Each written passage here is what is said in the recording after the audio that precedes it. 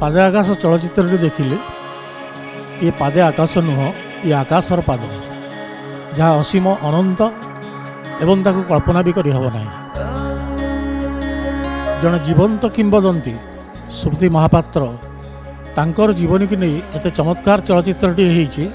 मोर विश्वास यह दर्शक मानक निश्चित भाव में छुईब एवं ये चलचित्रटी जातीय एवं आंतर्जातिक स्तर में ओडिशा पई गौरव निश्चित भाव में आनिब।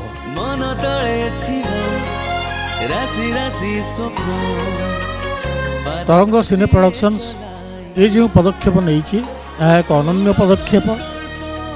भविष्य में आमर जो ओडिशार महापुरुष माने अछंती जो किंबदंती माने अछंती जो मानक पई ओडिशा गर्वित जो मानकर साधना एवं सिद्धि पई ओडिशा आज निजर स्वतंत्र स्थान खोजी पाइछि से मानकर जीवन को नहीं भविष्य में यही चलचित्र सब तैयारी हो यह तार प्रथम पदक्षेप। धन्यवाद।